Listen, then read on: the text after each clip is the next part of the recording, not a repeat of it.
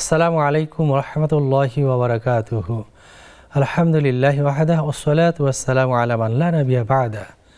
প্রিয় দর্শক, যেখান থেকে আমাদের দেখছেন সবাইকে প্রীতি ও শুভেচ্ছা জানাচ্ছি। শুরু হলো নেক্সাস টেলিভিশন আয়োজিত ইসলামী প্রশ্নোত্তরমূলক লাইভ অনুষ্ঠান ব্রেকফাস্ট বিস্কিটস নিবেদিত ইসলামী জীবন বিধান। আপনাদের সঙ্গে আছি আমি সৈয়দ আল জাবের।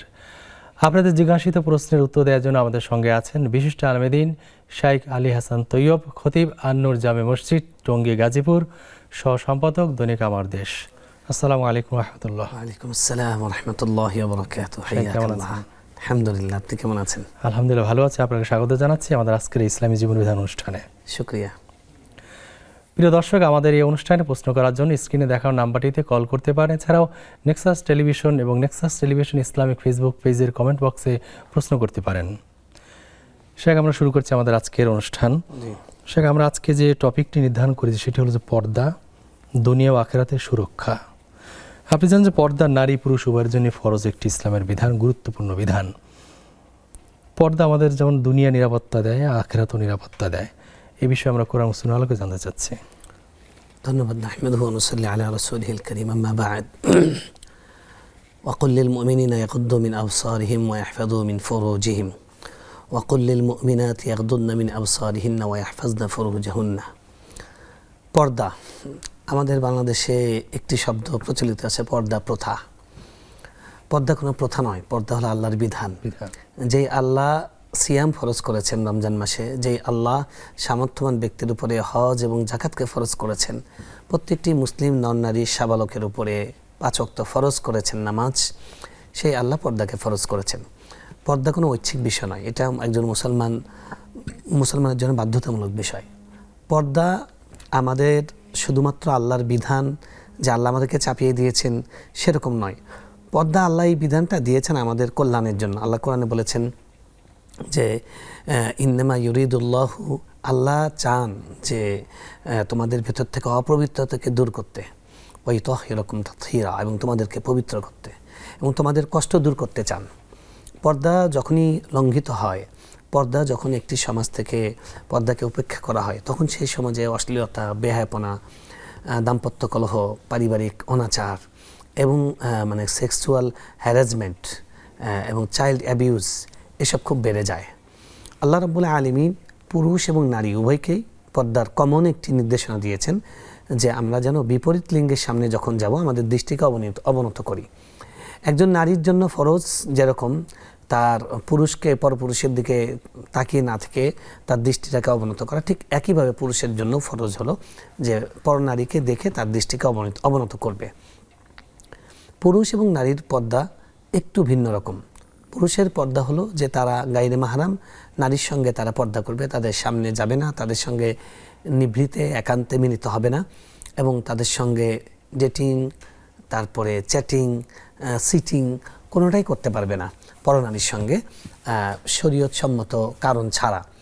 আর ঠিক একইভাবে নারীরাও সেটাই। পুরুষরা তাদের নাভির নিচ থেকে হাঁটুর নিচ পর্যন্ত এই জায়গাটা তাদের ফরজ সতর, এটা হলো তাদের সতর। আর সাধারণত তারা এই অংশটুকু সহ কাঁধের নিচ থেকে হাঁটুর নিচ পর্যন্ত এই অংশটুকু তারা ঢেকে রাখবে, এটা হলো সাধারণ নির্দেশনা। নারীর জন্য তারা যখন ঘরে থাকবে, ঘরের মাহরাম পুরুষদের সামনে, তখন তাদের পর্দাটা পুরুষদের মতোই, অর্থাৎ তারা কাঁধ থেকে আপনার হাঁটুর নিচ পর্যন্ত সেটা তারা ঢেকে রাখবে। আর যখন স্বামীর সামনে যাবে, স্বামীর সাথে তার কোনো পর্দা নেই, তার সঙ্গে পুরা শরীরই তার জন্য দর্শনযোগ্য, বা এটা তার সামনে ঢাকতে হবে না।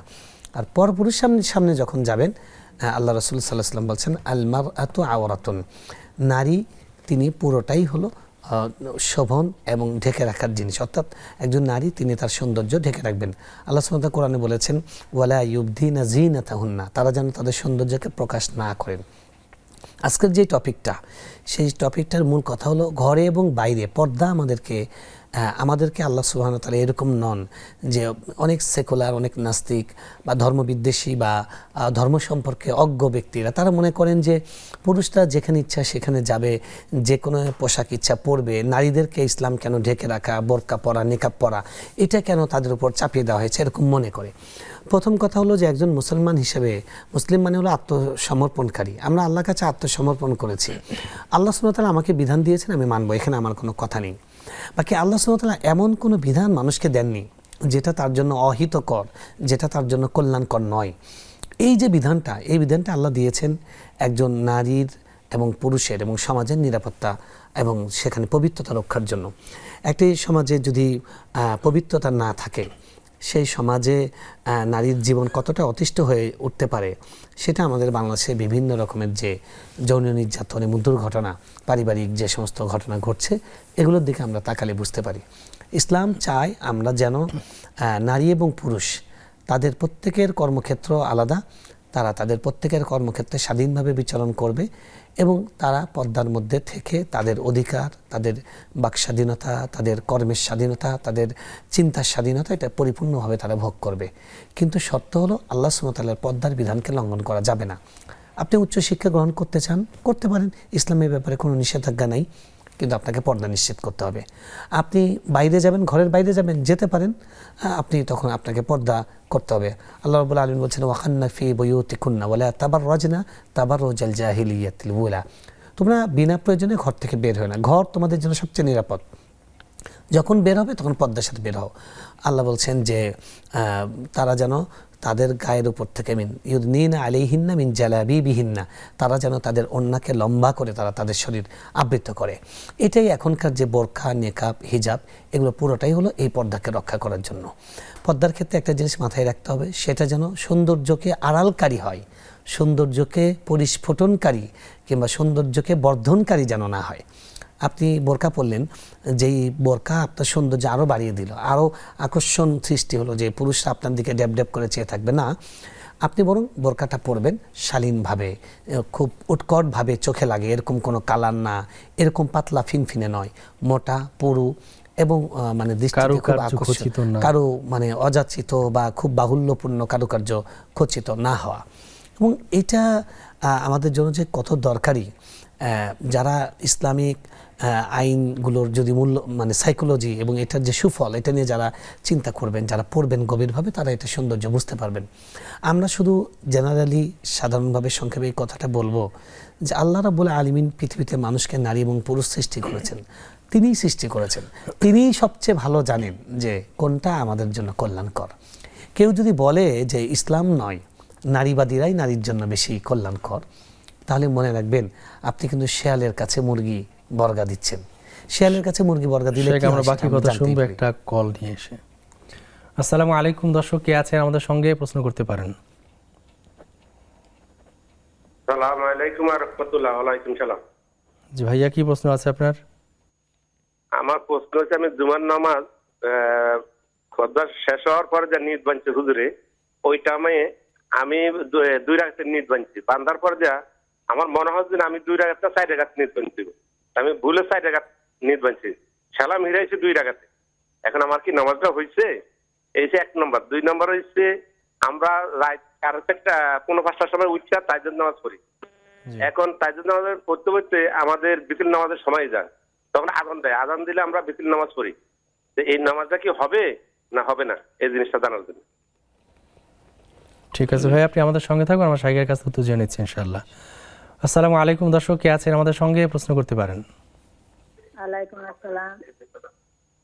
হুজুর, আমার প্রশ্ন হইছে। জি, কি প্রশ্ন আছে? হুজুর, আমার প্রশ্ন হইছে, মহিলারা কি কোরআন খতম দিলে বসতে পারে কিনা? বকশিয়া? জি। আচ্ছা ঠিক আছে, আপনি আমাদের সঙ্গে থাকুন, আমরা শাইখের কাছে উত্তর জেনে নেব ইনশাআল্লাহ। আসসালামু আলাইকুম দর্শক, কে আছেন আমাদের সঙ্গে, প্রশ্ন করতে পারেন। হ্যালো, জি বলুন, কি প্রশ্ন আছে?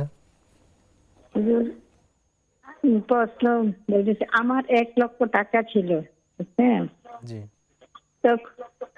তখন আমি যাকাত দিতাম, এখন আমার হাতে টাকাটা নেই, আমার ভাই আমার থেকে নিয়েছে, তাহলে আমি কি এখন ওই টাকাটা যাকাত দিতে হবে? আর আমার ভাই কি ধার নিয়েছে? ধার? জি জি।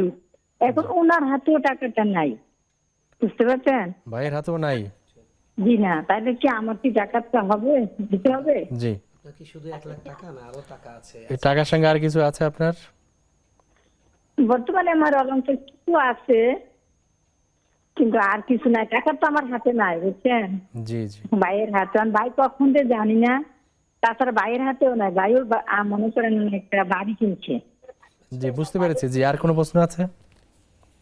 জি জি, আরেকটা প্রশ্ন আছে। আমরা যখন আজান দেয় জি তখন তো সব আজানগুলো একত্র হয়ে যায়, জি, তার জন্য উত্তর দিতে একটু কষ্ট হয় আজানের। তাহলে কি টিভির আজান উত্তর দেওয়া কি আমাদের কি ভালো হবে বা সব হবে? টিভির আজান? জি, ওইগুলো তো এগুলো হয়ে যায় সবগুলো আজান। হুজুর, আরেকটা প্রশ্ন, জি, আর পাখিদের কি খাবার দিলে আমরা কি সব পাবো? কাকে খাবার দিলে? পাখিদের, পাখি পাখি পাখিদের খাবার। জি হ্যাঁ।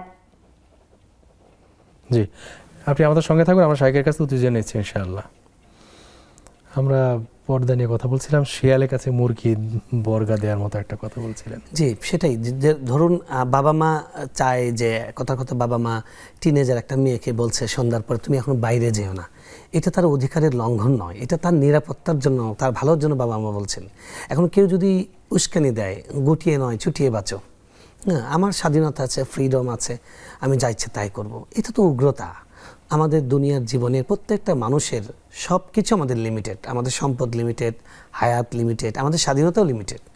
তো এখন একটা মানুষ চাইলো সে নারী হয়ে পুরুষ দাবি করলো, একটা মানুষ চাইলো সে ছেলে ছেলেকে বিয়ে করলো, মেয়ে মেয়েকে বিয়ে করলো, সে চাইলো সন্ধ্যার পর বাইরে গেল, সে চাইলো মেয়ে সে বসে বসে বিড়ি টানছে, তার স্বাধীনতা আছে, সে ঢাকা বিশ্ববিদ্যালয়ে মাদকের আখড়া বানাতে চাচ্ছে। এই ধরনের যে স্বাধীনতার চিন্তাগুলো অনেক তথাকথিত স্বাধীনতাবাদীরা করে, এরা হলো সমাজের জন্য কীট, এদের জন্য আশু চিকিৎসা দরকার। আল্লাহ যেটা মানুষের জন্য দিয়েছেন পর্দা, নারী এবং পুরুষের জন্য, এটা আমাদের প্রত্যেকের নিরাপত্তার জন্য অনেক বড় রক্ষা কবচ। এটা আমরা যত দ্রুত বুঝবো, আজকে পশ্চিমা নারীরা যারা, যেখানে ফ্রি সেক্সের দেশ, যেখানে সব ধরনের তথাকথিত স্বাধীনতা সব আছে, পশ্চিমা নারীরা সবচেয়ে বেশি ইসলাম গ্রহণ করছেন। কারণ তারা দেখছেন যে তাদের স্বাধীনতার ফসলটা কি। 10 বছর তারপর যখন চামড়ায় ভাঁজ পড়া শুরু হয়, তখন এই নারীর দিকে কেউ তাকায় না, তার ছেলে খবর নেয় না, তার স্বামী খবর নেয় না, তার বয়ফ্রেন্ড খবর নেয় না, তাকে তো কেউ দেখেও না। এই মানুষটা তখন ওল্ড হোমে গিয়ে মানবেতর জীবন কাটায়। তো এরা দেখছে যে ইসলামে কত সুন্দর বন্ডিং সিস্টেম। ইসলামে একজন নারী কন্যা থাকতে যেরকম সম্মান, মা হিসেবে তার সম্মান আরও বেশি, স্ত্রী হিসেবে সম্মান, বৃদ্ধকালে তাদের সম্মান, তাদের পরিপূর্ণ নিরাপত্তা আছে। এই জন্য ইসলামে যে পারিবারিক ব্যবস্থা এবং পর্দার যে ব্যবস্থা ইসলামে আছে, এটা আমাদের ইহকালীন কল্যাণের জন্য এবং পরকালীন কল্যাণের জন্য। এবং নারীর জন্য 4টা কাজ করলে সে সোজা জান্নাতে যাবে। তার মধ্যে একটা হলো 5 ওয়াক্ত নামাজ পড়া, রমজান মাসে রোজা রাখা, স্বামীর আনুগত্য করা, 4 নম্বর হলো তার পর্দা করা। তো কোনো নারী যদি 3টা কাজ ঠিক মতো করেছে, সব ইসলামের করেছে, তবে সে পর্দা পড়ে না। সে মনে করে জিন্স প্যান্ট পরলাম আর শার্ট পরলাম আর মাথায় একটা সুন্দর হিজাব দিলাম, তো এটা পর্দা হলো না, এটা একটা ফ্যাশন হলো। তো আপনি এই শুধু পর্দার বিধান লঙ্ঘন করার কারণে আপনি জাহান্নামে যাবেন, আল্লাহ কোরআনে সেটা বলেছেন। তো সুতরাং প্রত্যেকটা নারী এবং পুরুষের জন্য দৃষ্টি অবনত করা, আর নারীর জন্য সৌন্দর্য ঢেকে রাখা, পরপুরুষের আড়াল করা, এটাই হলো পর্দার মূল কথা। এটা আমাদেরকে ঘরে এবং বাইরে রক্ষা করতে হবে। জি, শুকরিয়া শাইখ। আসসালামু আলাইকুম। দর্শক কে আছেন আমাদের সঙ্গে, প্রশ্ন করতে পারেন। হ্যাঁ, ওয়ালাইকুম আসসালাম। আমি যশোর থেকে বলছিলাম। জি ভাই, কি প্রশ্ন আছে? আমি একটা প্রশ্ন রাখছি, যেটা হচ্ছে আমার কর্মের উপরে কি আল্লাহ পাক রব্বুল আলামিন ভাগ্য পরিবর্তন করেন, না আল্লাহ রব্বুল আলামিন চাইলেই ধন সম্পদ আল্লাহ থেকে আসে? আল্লাহ চাইলেই কি আসে, না নিজের কর্মের থেকেই? আমি চেষ্টা করতেছি আমি ভালো হব, আল্লাহ পাক রহমত করুক আমার উপর। জি ঠিক আছে ভাই, আপনি আমাদের সঙ্গে থাকুন, আমরা শাইখের কাছ থেকে উত্তর জেনে নেব ইনশাআল্লাহ।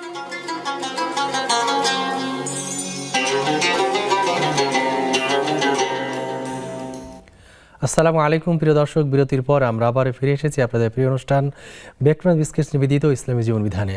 শাইখ, বিরতির পর আমরা ফিরে এসেছি। আমাদের অনেক ভাই বোনেরা প্রশ্ন করেছেন। এক ভাই জানতে চেয়েছিলেন যে উনি জুমার নামাজ পড়তে গিয়েছেন, নিয়ত করেছেন 4 রাকাতের, কিন্তু সালাম 2 রাকাতেই ফিরিয়েছেন, সালাতটি কি হয়েছে?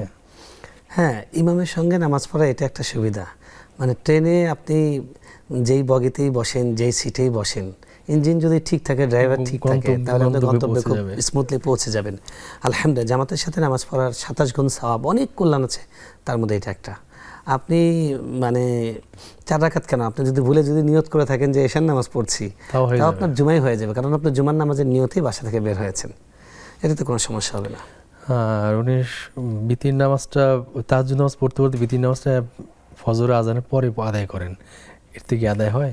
না, তা তো আদায় হবে না। অবশ্যই আমাদেরকে নামাজ আসসালাতু লিওয়াক্তিহা, আল্লাহ রাসূল সাল্লাল্লাহু আলাইহি ওয়াসাল্লামকে জিজ্ঞেস করেছেন সবচেয়ে উত্তম আমলকে, উনি বলেছেন সময় মতো সালাত আদায় করা। তো বিতির নামাজের সর্বশেষ ওয়াক্ত হলো সুবহে সাদিক হওয়ার আগ পর্যন্ত। এরপরে যদি আপনি পড়েন তাহলে আপনাকে কাজা পড়তে হবে। এই জন্য সুবহে সাদিকের আগেই পড়বেন, সারির শেষ সময় সেটা আসার আগেই মানে বিতির পড়ে নেবেন। আপনি তাহাজ্জুদ পড়ছেন, যদি দেখেন সময় শেষের দিকে চলে আসছে, জাস্ট 1 রাকাত পড়ে নেবেন, তাহলে হয়ে গেল। রাসূল সাল্লাল্লাহু আলাইহি ওয়াসাল্লামের সেই সুন্নাহটা আদায় হয়ে গেল। 1 লাখ টাকা তার কাছে ছিল, সেটা তার ভাইকে ধার দিয়েছেন, ভাইয়ের কাছেও সে টাকাটা খরচ হয়ে গেছে, এখন সে টাকা জাকাত দিতে হবে কিনা? প্রথম কথা হলো যে 1 লাখ টাকায় তো আসলে জাকাত আসে না। এখন স্বর্ণের যে তো দাম, তিনি, যেটা বলেছে স্বর্ণের দাম যদি এমন হয় যে রূপা ছিল তার কাছে, তো সে এরকমই কিছু বলেননি। প্রথম কথা হলো যে 1 লাখ টাকার উপর জাকাত আসে না। যদি 1 লাখ টাকা যদি অন্যান্য নেশাবের জিনিসের সাথে, অর্থাৎ রূপার মূল্য বা রূপা বা অন্যান্য অলঙ্কারের সাথে মিলে হয়ে থাকে, তাহলে 1 লাখ টাকা কমার কারণে যদি সেই নেশাবের বাইরে চলে যায়, তাহলে জাকাত দিতে হবে না। কিন্তু আপনার মনে রাখতে হবে, আপনি কর্জা দিয়েছেন, আপনি এটা খরচ করেননি, এই টাকাটা আছে আপনার মালিকানায়। যদি কেউ কাউকে কর্জা দেয়, নিয়ম হলো যে কর্জাটা যদি সহসা পাওয়ার সম্ভাবনা থাকে, তাহলে তিনি এখনই দিয়ে দিবেন জাকাতটা। আর যদি দেরি হবে মনে হচ্ছে, তাহলে তিনি এখন দিবেন না, নাও দিতে পারেন, অগ্রিমও দিয়ে দিতে পারেন। আর না দিলে সেটা হিসাব করে রাখবেন, যখন পাবেন, যদি 2 বছর 3 বছর হয়ে যায়, 2-3 বছরের জাকাত দিয়ে দিবেন। কিন্তু কথা হলো 1 লাখ টাকায় তো জাকাত আসে না। এই জন্য আপনার প্রশ্নটা একটু অস্পষ্ট। আশা করি আরেকবার সুযোগ পেলে আপনার প্রশ্ন করবেন। যে শুধু 1 লাখ টাকার ব্যাপারে যদি প্রশ্ন করে থাকেন, তাহলে উত্তর হলো থাকলেও আপনার উপর জাকাত আসবে না। আর যদি এর সাথে অন্য সম্পদ থাকে, তাহলে প্রশ্ন 1 লাখ টাকা জাকাত আসে না। ওনার মূল প্রশ্ন জায়গাটা, ফোকাসের জায়গা যেটা, সেটা হচ্ছে টাকা যে তার কাছে নাই, আরেকজন ধার দিয়েছে, সেই টাকা জাকাত আসলে দিতে সেটার হয় মূল কিনা? নীতিটা হলো ওইটাই আমরা যেটা বললাম, যে যদি এখনই আপনি ফেরত পাবেন খুব তাড়াতাড়ি, তাহলে আপনি তো ওখান থেকে দিয়ে দিবেন, দিয়ে দেওয়া ওয়াজিব। আর যদি দেরি হবে মনে হচ্ছে, দেওয়ার সম্ভাবনা কম, তাহলে আপনি এখন না দিলেও দিতে যখন পারেন। পাবে তখন যখন দেবেন। পাবেন তখন হিসাব করে দিয়ে দিবেন। যদি এর মধ্যে 2-3 বছর চলে যায়, প্রত্যেক বছরে জাকাতটা দিয়ে দিবেন। জি। আসসালামু আলাইকুম দর্শক, কে আছে আমাদের সঙ্গে, প্রশ্ন করতে পারেন। হ্যালো, আসসালামু আলাইকুম। ওয়ালাইকুম আসসালাম। জি, কি প্রশ্ন আছে আপনার? আমি একজন কলেজ স্টুডেন্ট। জি। বর্তমান সময়ে দাঁড়িয়ে স্কুল কলেজের বেশিরভাগ স্টুডেন্টরাই হারাম সম্পর্কে লিপ্ত থাকে। এদের মধ্যে কিছু মেয়েরা বা ছেলে মেয়ে যারা বোরকা পরে, মসজিদে নামাজ পড়ে, তাও হারাম রিলেশনে যুক্ত। তাই এই সময় দাঁড়িয়ে তো মানুষদেরকে, কাদেরকে যে সত্যিকার মানুষ, তাদেরকে কিন্তু চিনতে পারা যায় না। সেক্ষেত্রে আমি কি করতে পারি? আর আমার প্রশ্ন হলো যে আমরা এই সময় দাঁড়িয়ে কিভাবে উত্তম জীবন সঙ্গী পেতে পারি, এই ক্ষেত্রে আমাদের কি করণীয়, কিভাবে করতে জি পারি? জি, আপনি আমাদের সঙ্গে থাকুন, আমরা শারীরিক কাছ থেকে উত্তর জেনে নেব ইনশাআল্লাহ। আসসালামু আলাইকুম দর্শক, কে আছেন আমাদের সঙ্গে, প্রশ্ন করতে পারেন। হুজুর, আমার একটা প্রশ্ন ছিল। জি। হুজুর, আমার প্রশ্ন হচ্ছে, আমার বাবা নাই, বুঝছেন, আমার একটা ভাই, ও মানে কারণ অনেক বাজে জিনিস খাওয়া দাওয়া করে, তারপরে আবার চুরি করে, কারো মুরগি, কারো হাঁস, মানে এই ধরনের চুরি করে। তো চুরি করে ধরা খায়। পরে আমার বাবা নাই, আমার আম্মা ওই ধরেন, আমরা বোনরা একটু খাবার টাবার দিই, আবার আশেপাশের মানুষ একটু ওই মানে দান সাকাত করে, যেটা এমনি বলে যে কাকিম্মা ধরেন 1000 টাকা নেন, আপনি বাজার করে খেয়ে নেন, এরকম সবাই টাকা পয়সা কম বেশি দেয়, আমরা দিই। তো এখন আমার প্রশ্ন হচ্ছে যে আমার আম্মার এত আমরা বলি যে আম্মা ভাইকে যদি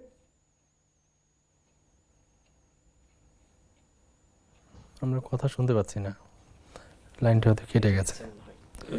জি, আসসালামু আলাইকুম দর্শক, কে আছে আমাদের সঙ্গে, প্রশ্ন করতে পারেন। আসসালামু আলাইকুম। ওয়ালাইকুম আসসালাম। জি ভাই, কি প্রশ্ন আছে? Hello hello. আসসালামু আলাইকুম। ওয়ালাইকুম আসসালাম দর্শক, প্রশ্ন করতে পারেন। জি। হ্যালো, আমরা সংযোগ পাচ্ছি না। আমাদের বোন একটি প্রশ্ন করেছিলেন যে মহিলারা কোরআন খতম করে বকশিয়া দিতে পারেন কিনা। দেখুন, প্রথম কথা হলো যে বক্সিয়া দিতে পারেন কিনা, বক্সানোটা আছে কিনা, এটা হলো প্রথম প্রশ্ন। আচ্ছা ধরেন আছে বা নাই, যদি পুরুষরা পেরে থাকে তাহলে নারীরা কেন পারবে না? প্রত্যেকটা ইবাদতের ক্ষেত্রেই যেটা পুরুষদের জন্য সেটা নারীদের জন্যও আছে। যদি ব্যতিক্রম কিছু না থাকে। আমিলা মিনকুম মিন যাকারিন আও উনসা, তোমাদের মধ্যে নারী এবং পুরুষ যারা সৎ আমল করে, নেক আমল করে। তো যাই হোক, কোরআন তো উত্তম জিকির। এটা যখনই আপনি কোরআন পড়া শেষ করছেন সাথে সাথে কিন্তু কোরআন খতম হয়ে গেছে, এই সময় যদি আপনি দোয়া করেন, এটা দোয়া কবুলের একটা খুব গুরুত্বপূর্ণ সময়। আনাস রাদিয়াল্লাহু তাআলা আনহু দোয়া করতেন, পরিবারের লোকজনকে নিয়ে দোয়া করতেন, দোয়া করতে পারেন। এইটুকুই আনুষ্ঠানিকতা, এর বাইরে কোনো আনুষ্ঠানিকতা নেই এবং কোরআন বক্সানোর কোনো ব্যাপারই নেই। এটা একটা ভুল প্রচলন আমাদের সামাজিকভাবে। রমজান মাসের শেষের দিকে চিরকুট পাঠায় যে 3 খতম 4 খতম সবগুলো একসাথে মিলাদ পড়ে সেটা বলা হয়। দেখুন এমন ব্যাপার না যে কোরআন শরীফটা ঝুলে আছে তৃতীয় আসমানে গিয়ে যে ইমাম সাহেব দোয়া করলে বাকিটা আল্লাহর কাছে চলে যাবে, এরকম আল্লাহ এবং মানে বান্দার মাঝখানে কোনো মাধ্যম স্থির করা, এটা কিন্তু কুফরি। আল্লাহ আমাদের হেফাজত করেন। তো এই জন্য খবর এরকম মনে করা যাবে না। আপনি কোরআন যখনই খতম করেছেন শেষ, এটা আল্লাহর কাছে পৌঁছে গেছে। ওমা তুকদ্দিমু লিআনফুসিকুম মিন খাইরিন তাজিদুহু ইনদাল্লাহ, যাই আপনি আল্লাহর জন্য করবেন আপনার কাছে সেটা, আল্লাহর কাছে সেটা পাবেন। এবং উদউনি আস্তাজিব লাকুম, আমাকে ডাকো আমি শুনি, ডাইরেক্ট আমি শুনি, আমাকে ডাইরেক্ট মেনশন করো। ওয়াইদা সাআলাকা ইবাদি আন্নী ফাইন্নী করিব, আমার বান্দা যদি আমার সম্পর্কে জিজ্ঞেস করে আমি কোথায়, আমি তার খুব কাছে আছি। সুতরাং কোরআন বর্ষানোর কোনো প্রক্রিয়া, কোনো আনুষ্ঠানিকতা, কোনো সিস্টেম ইসলামে নাই। এটা আমাদের বানোয়াট একটা সিস্টেম, এটা থেকে আমাদের বেরিয়ে আসা উচিত। আপনি কোরআন খতম করেছেন, শেষ হয়েছে, আলহামদুলিল্লাহ। এখন দোয়া করেন, দোয়া করে আপনি নিজে নিজে শেষ করবেন। এবং আল্লাহ, যে আল্লাহ আপনাকে কোরআন খতম করার তৌফিক দান করেছেন, সেই আল্লাহ আপনার কথা শোনার জন্য মুখিয়ে আছেন যে আপনি আল্লাহর কাছে কী আর্জি পেশ করবেন। আল্লাহ তার পাপী বান্দার কথা শুনতেও পছন্দ করেন। আমরা এমন যে আমাদের সাথে যারা খারাপ ব্যবহার করে তার কথা আমরা শুনতে পারি না, তাকে দেখলে বিরক্ত লাগে। আর আল্লাহ সুবহানাহু ওয়া তাআলা তিনি পাপী বান্দা যখন অনুতপ্ত হয়ে ফিরে আসে, রাসূল সাল্লাল্লাহু আলাইহি ওয়াসাল্লাম বলছেন যে একটা মানুষের উট হারিয়ে গেছে মরুভূমিতে, সে উদাস, কি বলে, হতাশ, একদম নিরাশার মধ্যে ডুবে আছে। ঘুম থেকে উঠে দেখে সেটা ফিরে আসছে, খুশির আতিশয্যে সে বলে ফেলে, আল্লাহ তুই আমার বান্দা, আমি তোর মালিক। এরকম ব্যক্তির থেকেও আল্লাহ খুশি হন একজন পাপী বান্দা যদি আল্লাহর কাছে ফিরে আসে। সুবহানাল্লাহ। এই জন্য বোন, আপনি কোরআন খতম করার জন্য কোনো আনুষ্ঠানিকতা নেই, সবসময় আপনি নিজে আল্লাহর কাছে দোয়া করবেন। জি, উনি একটু জানতে চেয়েছিলেন যে মসজিদে একসাথে অনেকগুলো আজান দেয়, একটা টাইমে অনেক আজান দেয়, আজান উত্তর শুনে কিভাবে দেবেন, বা টেলিভিশনটা শুনে, টেলিভিশনটা ক্লিয়ার শুনতে পান। দেখুন টেলিভিশনের উত্তর না, টেলিভিশনটা রেকর্ডেড, আপনি যেটা কানে আসবে সেটা। ইদা সামিআন নিদা, আল্লাহ রাসূল সাল্লাল্লাহু আলাইহি ওয়াসাল্লাম বলছেন যখন আজান শোনে, ডাক শোনে, আজানকে বলা হয় নিদা, নিদা মানে ডাক, আহ্বান। আজানকে ইংরেজিতে কি বলা হয়, কলিং বলা হয়। তো এই কলটা কার? কল অফ আল্লাহ। তো আল্লাহর ডাক। তো আপনি আল্লাহ যখন আপনাকে ডাকছেন তখন আপনি আল্লাহর ডাকে সাড়া দিবেন। আপনার কানে এসে পৌঁছাচ্ছে হাইয়া আলাস সালাহ, আপনার মসজিদেরটা, আপনি সেটার উত্তর দিবেন যে লা হাওলা ওয়ালা কুওয়াতা ইল্লা বিল্লাহ। এখন বাকি একই সঙ্গে অনেকগুলো মসজিদে আজান হয়, যেটা আপনার করণীয়, আপনি যেটাই স্পষ্ট শুনতে পাবেন সেটা আপনি উত্তর দিবেন। উত্তর শেষ করার পরে দেখছেন যে আরেকটা মাঝখানে আছে, আশহাদু আন্না মুহাম্মাদুর রাসূলুল্লাহ, আবার দিবেন, কোনো অসুবিধা নেই। একটা উত্তর দিলে আপনার দায়িত্ব শেষ, কিন্তু যতটা আপনি ধরতে পারেন ততটা আপনার সওয়াব। রাসূল সাল্লাল্লাহু আলাইহি ওয়াসাল্লাম বলছেন যে আজানের মধ্যে কি আছে এবং প্রথম কাতারে কি আছে, এটা যদি মানুষ জানতো, তাহলে জেনে এটা পাওয়ার জন্য যদি এমন হতো যে হামাগুড়ি দিয়ে যেতে হবে, লটারি করতে হবে, তাহলে তারা সেটাতেই লিপ্ত হতো। এটা এত কল্যাণকর। এই জন্য আপনি যতটা আজান শুনতে পাবেন আপনি ততটা উত্তর দেওয়ার চেষ্টা করুন, যেটাই স্পষ্ট প্রথমে সেটা আগে উত্তর দিন। জি, পাখিদের খাবার খাওয়ালে সওয়াব হয় কিনা? খুবই সুন্দর একটি প্রশ্ন। ইসলাম, আল্লাহ রাসূল সাল্লাল্লাহু আলাইহি ওয়াসাল্লাম একটা হাদিস আছে সুন্দর, ওয়াফি কুল্লি কাবিদিন রাতবাতিন সাদাকা, প্রত্যেকটা সজীব প্রাণ, অর্থাৎ প্রতিটি প্রাণ যার মধ্যে প্রাণের স্পন্দন আছে, প্রতিটি সত্তা যার প্রাণের স্পন্দন আছে, এটার মধ্যে রয়েছে সাদাকা। অর্থাৎ এর যদি আপনি কোনো উপকার করেন, এর যদি কিছু ভালো করেন, তাহলে এটাই সাদাকা। তো প্রাণীদেরকে যদি খাবার রেখে দেন, কথার কথা আপনার ব্যালকনিতে আপনি একটা ছোট্ট একটা পাত্রের মধ্যে কিছু গম দিয়ে রাখলেন। হ্যাঁ, অনেকে কিন্তু আমরা খুঁজি যে সাদাকা করতে পারি না, টাকা নেই। সাদাকা করার জন্য আপনার টেকনিক দরকার, আপনার ইচ্ছা দরকার, কিচ্ছু না। আপনি একটা ছোট্ট একটা বাটির মধ্যে পানি রেখে দিলেন বারান্দায় ঝুলিয়ে, এটা নিয়ত করবেন যে পাখিরা এসে খাবে। সুবহানাল্লাহ। আল্লাহ রাসূল বলছেন শ্রেষ্ঠ সাদাকা হলো পানি পান করানো, আর আল্লাহর মাখলুককে আপনি পানি পান করালেন। সুবহানাল্লাহ। কোনো সন্দেহ নাই এটা সাদাকা এবং খুবই উত্তম সাদাকা, এটা আমাদের করা উচিত। আমাদের আশপাশে অনেক প্রাণী ঘোরাফেরা করে, বিড়াল আছে, মুরগি আছে, অনেক প্রাণী, তাদেরকে আমরা খাবার দিতে পারি, খাবার দিলে সাদাকা হবে। হ্যাঁ, যদি বিষধর কোনো প্রাণী হয় তাহলে সেগুলোকে খাবার না দেওয়া, সেগুলোকে অপসারণ করা। জি, আসসালামু আলাইকুম দর্শক, কে আছেন আমাদের সঙ্গে, প্রশ্ন করতে পারেন। হ্যালো, ওয়ালাইকুম আসসালাম। জীবন কি প্রশ্ন আছে আপনার? হ্যালো, ওয়ালাইকুম আসসালাম হুজুর। যে আমরা শুনতে পাচ্ছি, আপনার কি প্রশ্ন আছে, প্রশ্ন করতে পারেন। হুজুর, আমার আম্মার বিষয়ে একটু প্রশ্ন করছিলাম। মানে আমার আম্মা, মানে আমার বাবা নাই, বুঝছেন? জি জি বলেছিলেন। আমার বাবা নাই, আমার মানে ভাইটা অনেক খারাপ হয়ে গেছে, চুরি করে, তারপরে আবিজাবি খায়। তো এখন আমার প্রশ্ন হচ্ছে কি, আমার আম্মারেও যে সবাই একটু জাকাতের টাকা দেয়, তারপরে কেউ কিছু খাইতে দেয়, যে বিভিন্ন হাদিয়া দেয় আর কি। জি, আপনি হ্যাঁ, কি- কিছু কিনে খেন এইসব বলে। তো আমার আম্মা করে কি ওই টাকাটা অনেক জমায় রাখে, আমার ভাই এই যে চুরি করা তারপরে ধরা খেয়ে যায়, তাদেরকে জরিমানা দেয়। এখন আমার আম্মার আমি বলি কি, আমরা সবাই বোনটা বলি যে আম্মা তুমি আমার ভাইরে পুলিশে ধরে দিয়েছে, জেল থেকে একটু মানে ধরা খাক, মানে মানুষের মায়ের দিক কি ধরা খাক, শিক্ষা হোক একটা। তো আমার আম্মা আমাদের শুধু অভিশাপ দেয়। আর আমার আম্মা আমার ভাইরে মানে অনেক সাপোর্ট করে। তা আমি প্রশ্ন হচ্ছে কি, যে আমার আম্মা যে আমার ভাইরে সাপোর্ট করতেছে, এতে কি আমার আম্মা গুনাহ হবে না? হবে তো, আমরা কিছু বললে আমাদের অভিশাপ দেয়, অভিশাপ থেকে আমাদের লাগবে? জি, বুঝতে পেরেছি। আপনি আমাদের সঙ্গে থাকুন, আমরা শাইখের কাছে উত্তর জেনে নিচ্ছি ইনশাআল্লাহ। আসসালামু আলাইকুম দর্শক, কে আছেন আমাদের সঙ্গে, প্রশ্ন করতে পারেন। ওয়ালাইকুম সালাম। আসসালামু আলাইকুম। ওয়ালাইকুম আসসালাম। জীবন কি প্রশ্ন আছে আপনার? আমার প্রশ্ন হইল, আমাদের বাড়ি 6 তলা।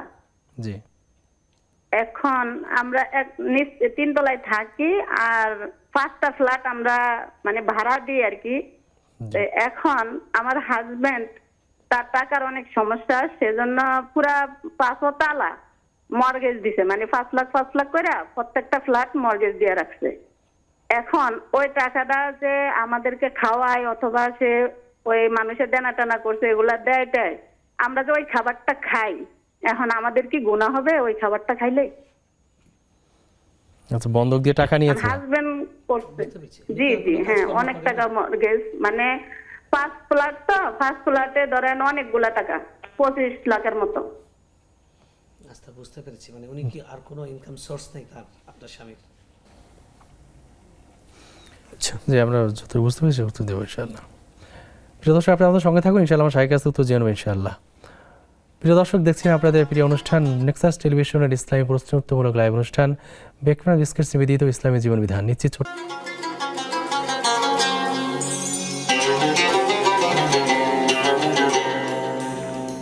আসসালামু আলাইকুম প্রিয় দর্শক, বিরতির পর আমরা আবার ফিরে এসেছি আপনাদের প্রিয় অনুষ্ঠান বেকফানা বিস্কিটস নিবেদিত ইসলামী জীবন বিধানে। শাইখ, বিরতি আমরা ফিরে এসেছি। আমাদের ফেসবুকে অনেকে প্রশ্ন করেছে, আমরা ফেসবুক থেকে একটু প্রশ্ন উত্তরে যাচ্ছি।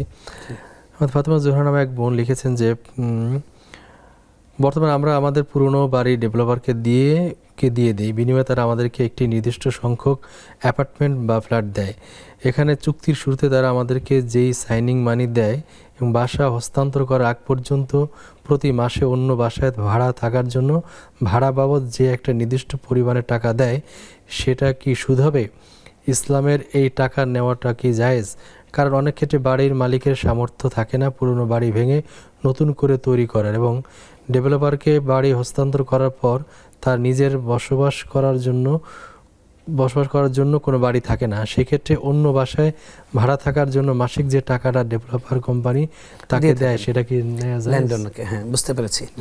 এখন ফ্ল্যাট ব্যবসা খুবই বাংলাদেশে একটা জনপ্রিয়, এবং এই ডেভেলপার ব্যবসার মাধ্যমে অনেক মানুষের যেমন কর্মসংস্থান হচ্ছে, অনেক মানুষের শহরে বাড়ি হচ্ছে, থাকার জায়গা হচ্ছে, যে ভাড়ার টাকায় নিজের বাড়ি হচ্ছে, ফ্ল্যাট হচ্ছে। তো ভালো, এটা আল্লাহ রাব্বুল আলামিন মানুষের বাসস্থানের ব্যবস্থা করেছেন, করতে বলেছেন। আল্লাহ রাসূল সাল্লাল্লাহু আলাইহি ওয়াসাল্লাম একটা হাদিসে বলেছেন, 4টি জিনিস যার কাছে আছে সে হলো সুখী বা সুখের নিদর্শন। আর বাউমিনা সাআদা, নেককার স্ত্রী, প্রশস্ত বাড়ি এবং উত্তম আরামদায়ক বাহন এবং সৎ প্রতিবেশী। তো সেজন্য বাড়ি করতে চাওয়া এটা ভালো, চেষ্টা করা ভালো। এখন কথা হলো যে এই যে ডেভেলপারদের সঙ্গে ল্যান্ড ওনারদের চুক্তি হয়, মানে ডেভেলপ কয়েক রকমের হয়। একটা হলো যে উদ্যোক্তারা খালি জায়গা কিনেছেন, কিনে ওই জায়গায় বিল্ডিং করছেন, ফ্ল্যাট বিক্রি করছেন, এটা তো কেনা বেচা, এটা নিয়ে কোনো প্রশ্নের কিছু নেই। তো 2 নম্বরের ব্যাপার হলো যে আপনার জায়গা আছে, আপনার জায়গার সাথে আপনি জায়গা ল্যান্ড ওনার, আপনার জায়গা আমি ডেভেলপ করে দিব। আপনি হয়তো 40%, আমি হলাম 60% বা 50-50, যেরকম হয় বিভিন্ন জায়গায় চুক্তি। তো এই চুক্তির মধ্যে এটাও থাকে যে যেহেতু আপনার বাসস্থানকে আমরা ভেঙে এখন ডেভেলপ করতে যাচ্ছি, এই সময়টা আপনারা কোথায় থাকবেন এটার জন্য একটা অস্থায়ী ভিত্তিতে বাসা ভাড়া হিসেবে দেওয়া হয় আর কি।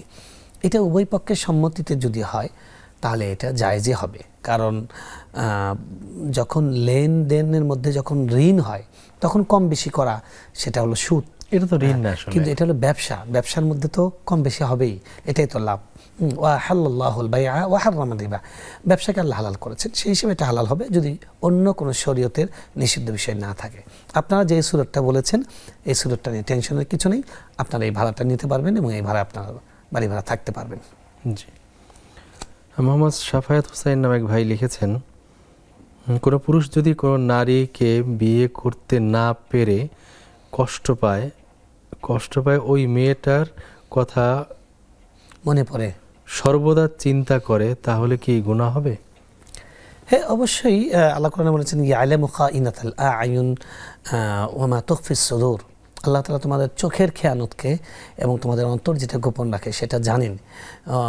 আল্লাহ রাব্বুল আলামিন আরও বলেছেন যে আল্লাহ তোমাদের যেটা গোপন সেটাও জানেন এবং যেটা প্রকাশ্য সেটাও তিনি জানেন। তো রাসূল সাল্লাল্লাহু আলাইহি ওয়াসাল্লাম বলেছেন যে অন্তর জেনা করে, ওয়াল কালবু ইয়াজনি, অন্তর জেনা করে, আর অন্তরের জেনা হলো এটা কল্পনা। তো আপনি একটা মনে করাটা দুই রকমের, একটা হলো মনে পড়ে যে আমি যদি তাকে পেতাম বা তাকে যদি জীবনসঙ্গী হিসেবে পেতাম, এটা একটা স্বাভাবিক মনে পড়া। আরেকটা হলো যে উগ্র বাসনা এবং মানে জৈবিক বাসনার সাথে মনে পড়া, তাকে নিয়ে খারাপ কল্পনা করা, তার শরীরের অঙ্গ নিয়ে তার সাথে খারাপ কল্পনা করা, এগুলো হলো গুনাহ, এগুলো গুনাহ। আর এমনি স্বাভাবিক যদি মনে ওঠে, যখনই মনে উঠবে সাথে সাথে আস্তাগফিরুল্লাহ পড়বেন এবং লা ইলাহা ইল্লাল্লাহ পড়বেন। লা ইলাহা ইল্লাল্লাহ জিকিরের দ্বারা অন্তর পরিষ্কার হয়, এটা হলো অপবিত্রতা, এই অপবিত্রতা থেকে বেঁচে যাবেন। আর আল্লাহর কাছে বেশি বেশি দোয়া করবেন, আল্লাহুম্মা আতি নাফসি তাকওয়াহা ওয়া যাক্কিহা আনতা খায়রু মান যাক্কাহা আনতা ওয়ালিয়্যুহা ওয়া মাওলাহা। আমি আবার পড়ছি, আল্লাহুম্মা আতি নাফসি তাকওয়াহা, হে আল্লাহ আপনি আমার নফসকে তার পরিশুদ্ধি দান করেন, আপনি এটাকে পরিশুদ্ধ করেন, কারণ আপনি হলেন শ্রেষ্ঠ পরিশুদ্ধকারী। এই দোয়াটা করবেন, ইনশাআল্লাহ অন্তরের এই কুকল্পনা দূর হয়ে যাবে। আর আপনি নিজের জীবনসঙ্গীর যিনি তাকে দেখুন, তাকে কল্পনা করুন। রাসূল সাল্লাল্লাহু আলাইহি ওয়াসাল্লাম এটা একটা অনেক বড় সুন্নাহ যে পরনারীর কথা মনে করা মাত্র নিজের স্ত্রীর কথা মনে করা, এবং একটা জিহাদ, এটাকে অনেকে অনেক ফজিলত বলেছেন। এটা রাসূল সাল্লাল্লাহু আলাইহি ওয়াসাল্লাম বাইরে গিয়েছেন একবার, হাদিসে আছে যে তিনি একজন পরনারীতে দৃষ্টি পড়ে গেছে, সাথে সাথে উনি দৃষ্টি ফিরিয়ে নিয়েছেন, তারপর নিজের বাসায় এসেছেন। উনি বলেছেন যে আমি পরনারীকে দেখেছি, সাথে সাথে তোমাদের কথা মনে করেছি, তোমাদের কাছে চলে এসেছি। এই জন্য আপনি আপনার স্ত্রীর কাছে যাবেন, আপনার স্ত্রীর সান্নিধ্যে থাকবেন, সেটা চেষ্টা করুন। এভাবে নিজের নফসকে দমন করা, ওয়াল্লাযীনা জাহাদু ফীনা লানাহদিয়ান্নাহুম সুবুলানা, যারা নফসের জিহাদ করে তারা অনেক বড় জিহাদ করে। হ্যাঁ, এটাকে রাসূল সাল্লাল্লাহু আলাইহি ওয়াসাল্লাম বড় জিহাদ বলেছেন। তো আপনি একটু নফসের সাথে জিহাদ করেন। জি। আসসালামু আলাইকুম, দর্শক কে আছেন আমাদের সঙ্গে প্রশ্ন করতে পারেন। ওয়ালাইকুম আসসালাম ওয়া রাহমাতুল্লাহ। জি। আমার তিনটা কোশ্চেন। জি। প্রথম কোশ্চেনটা হচ্ছে যে অজু করার পরে ছোট বাচ্চার পেশাব পায়খানা পরিষ্কার করলে কি অজু নষ্ট হয়ে যাবে? জি। আর দ্বিতীয় কোশ্চেন হচ্ছে মহিলারা যদি রুকু থেকে ওঠার পরে ডাইরেক্ট না বসে সিজদায় যায় এবং সিজদা থেকে না বসে উঠে দাঁড়ায়, তাহলে কি নামাজ হবে? আর আরেকটা কোশ্চেন হচ্ছে যে সূরা মুলক দেখে তেলাওয়াত করার ফজিলত বেশি নাকি মুখস্থ তেলাওয়াত করার ফজিলত বেশি? ঠিক আছে বোন, আপনি আমাদের সঙ্গে থাকুন, আমরা শাইখের কাছে উত্তর জানব ইনশাআল্লাহ। আসসালামু আলাইকুম, দর্শক কে আছেন আমাদের সঙ্গে প্রশ্ন করতে পারেন। হ্যালো। বলছি আমার প্রতিবেশী ওনারা জামাই বউ ঝগড়া লাগছে, পরে ঝগড়া ওনার স্বামী ওনাকে মানে 1 তালাক 2 তালাক 3 তালাক দিয়ে দিছে। এখন করে কি ডিভোর্স হয়ে তালাক হয়ে গেছে, এখন ওনার স্বামী ওনাকে নিয়ে সংসার করতে চায়, এখন এই জন্য কি ব্যবস্থা হবে, মানে কি ব্যবস্থা আছে? ঠিক আছে বোন, আপনি আমাদের সঙ্গে থাকুন, শাইখের কাছে আমরা এই বিষয়ে পরামর্শ জানব ইনশাআল্লাহ। অনেক প্রশ্ন শাইখ আমাদের জমা হয়েছে, আমাদের সংক্ষেপে আমরা উত্তর দিচ্ছি। এক বোন প্রশ্ন করছেন তার ভাই চুরি করে, বাজে কাজ করে।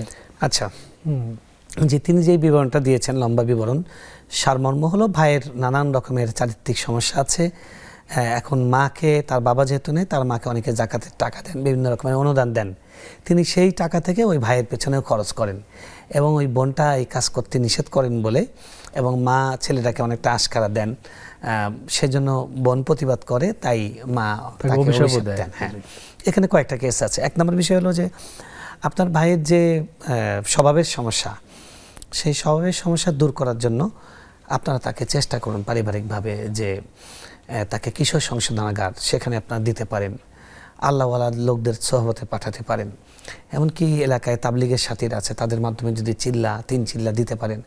অনেক সময় আমরা দেখেছি যে মসজিদের পরিবেশে দীর্ঘদিন থাকার কারণে আল্লাহ তাআলা তাদেরকে পরিশুদ্ধ করেন, বা যে কোনো আল্লাহওয়ালা ব্যক্তির সান্নিধ্যে বা আল্লাহওয়ালা লোকদের সান্নিধ্যে তাকে পাঠানোর ব্যবস্থা করুন এবং বেশি বেশি আল্লাহর কাছে দোয়া করুন। আপনার মাকে বলুন যে মা, আপনি আছেন, আপনার দোয়া সন্তানের জন্য অব্যর্থ, আপনি ছেলেকে যতটা আশকারা দিচ্ছেন তার থেকে আল্লাহর কাছে প্রতিদিন 2 রাকাত সালাতুল হাজত পড়ে দোয়া করেন।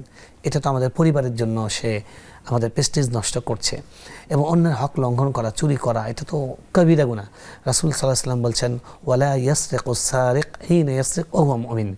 যখন কেউ চুরি করে তখন তার ঈমানটা তার মাথার উপরে চলে যায়, অন্তর থেকে বের হয়ে চলে যায়, তাওবা করলে আবার ফিরে আসে। তো এটা ঈমান চলে যাওয়ার মতো একটা কাজ। তো এইটা ভয়াবহতা আপনার মাকেও বোঝান, ভাইকেও বোঝান, দোয়া করেন, ধৈর্য ধারণ করুন। আর আপনি যেটা করছেন সেটা তো তার কল্যাণের জন্য করছেন, সেটা আপনার মা হয়তো সন্তানের প্রতি স্নেহ বাৎসল্য থেকে সেটা বুঝতে পারছেন না, মানতে পারেন না। আপনার যেটা করণীয়, সফটলি বলুন, আপনার মা যেভাবে কষ্ট না পায় সেভাবে বলুন। আর এরপরে যদি আপনার মা আপনাকে অভিশাপ দেন, এই অভিশাপটা কোনো কাজে লাগবে না, বরং এই অভিশাপটা আপনার মায়ের কাছে উল্টো যাবে। সেটাও আপনার মাকে একটা ভালো সময় বুঝিয়ে বলুন যে আপনি যে আমাকে মানে অনেক সময় অনুচিত অভিশাপ দেন, সেটা কিন্তু আপনার উপরে এসে পড়বে, সেটাও আমি চাই না। হ্যাঁ, আপনি আমাকে অভিশাপ দেবেন না। আর আপনার নসিহা আপনি করে যাবেন, এটি আপনি যেটা করছেন সেটা নসিহা। আর এটাও আবার মাথায় রাখবেন যে আপনি নিশ্চয়ই হয়তো মা, কয় সন্তানের মা সেটা বলেননি, মায়েরা কিন্তু সন্তানের প্রতি অন্ধই হয়, এই ভালোবাসাটা আল্লাহ দিয়েছেন। তো সেটাও একটু মাথায় রেখে সেভাবে মার সামনে বলা। বোনদের কথার কথা যে সন্তান খারাপ হলে বলে, চোর হলেও মায়ের কাছে সন্তান ভালো। এখন তার সামনে গিয়ে যদি আপনি বলেন যে তোর থেকে নিকৃষ্ট কোনো মানুষ হয় না, একটা চোর, এভাবে যদি বলেন মা তো কষ্ট পাবে, তাকে গর্বে ধারণ করেছে। আপনি তাকে বলেন যে ভাই তুই যে কাজগুলো করছিস সেটা তো আমার মায়ের সম্মান নষ্ট হবে, আমার বাবার সম্মান নষ্ট হবে, আর আল্লাহর কাছে তুই মারা গেলে কী হিসাব দিবি? এই লোকগুলোর জিনিস না ফেরত দিলে তুই জান্নাতে যেতে পারবি না, পরবর্তীতে তুই যদি দুনিয়ার সব ভালো কাজ করিস তাও হুকুকুল ইবাদ নষ্ট করার কারণে জাহান্নামে যেতে হবে। এই বিষয়গুলো বুঝিয়ে সফটলি মাকে বলা এবং ভাইকে বলা, সর্বোচ্চভাবে তাদের জন্য দোয়া করা, মায়ের জন্য এবং ভাইয়ের জন্য। আল্লাহ আপনাদের কল্যাণ করুন, আপনার ভাইকে আল্লাহ সংশোধিত মানুষ হয়ে ভালো একজন মানুষের তৌফিক দান করুন, আমরা সে দোয়া করছি। আমিন। প্রিয় দর্শক, দেখছেন আপনাদের প্রিয় অনুষ্ঠান নেক্সাস টেলিভিশনের ইসলামী প্রশ্নোত্তরমূলক লাইভ অনুষ্ঠান বেকম্যান বিস্কিটস নিবেদিত ইসলামী জীবন বিধান। নিচ্ছি ছোট্ট আরেকটি বিরতির পর ইনশাআল্লাহ আমরা আবার ফিরে আসবো, ততক্ষণ আমাদের সঙ্গেই থাকুন।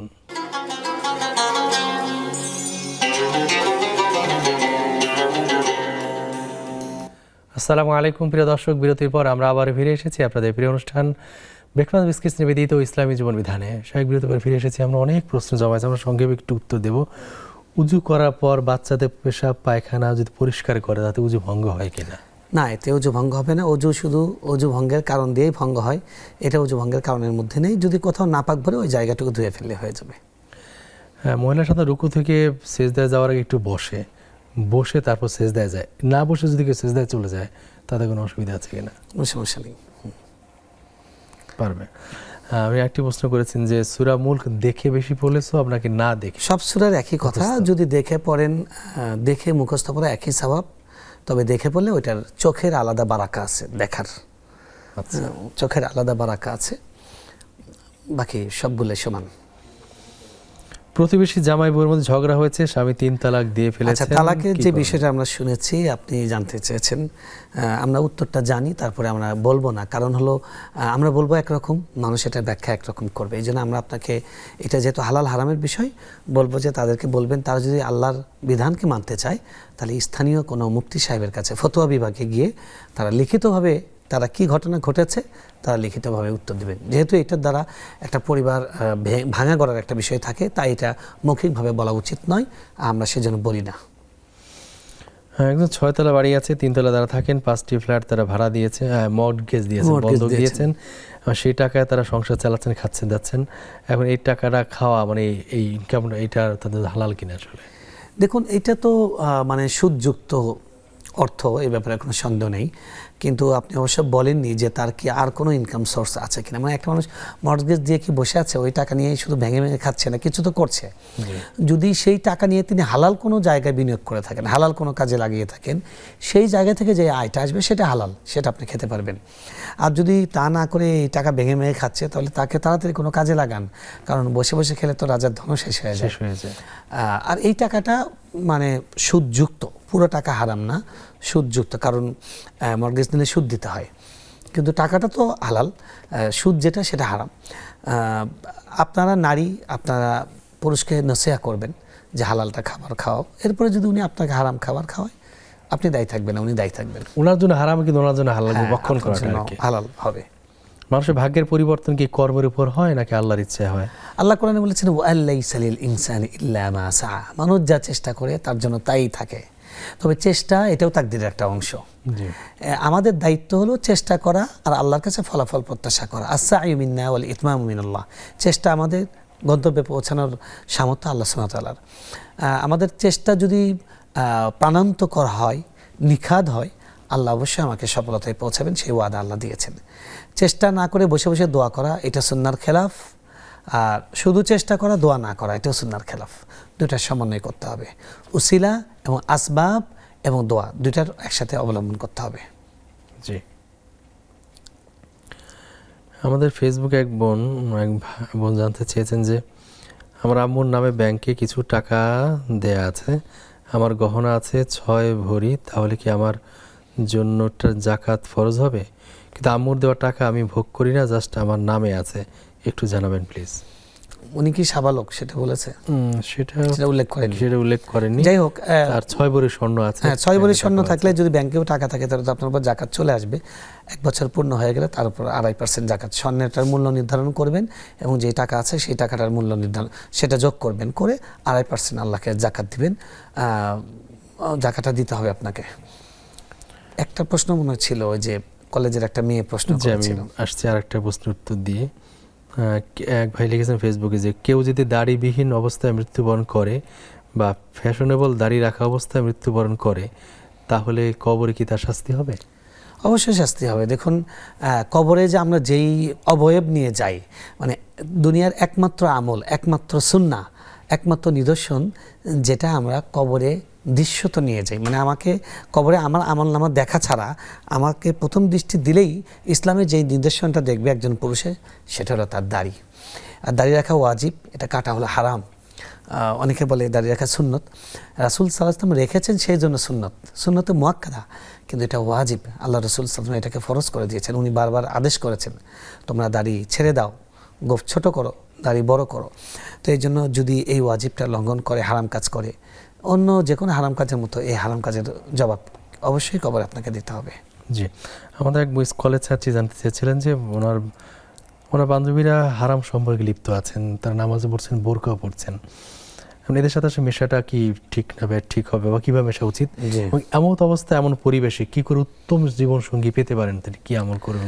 আজকের বিষয়ের সাথে সবচেয়ে সঙ্গতিপূর্ণ প্রশ্ন। আমরা সময় পেলে লম্বা করে বলতে পারতাম, কিন্তু সময় যেহেতু শেষের দিকে চলে আসছে, আমি সংক্ষেপে বলি।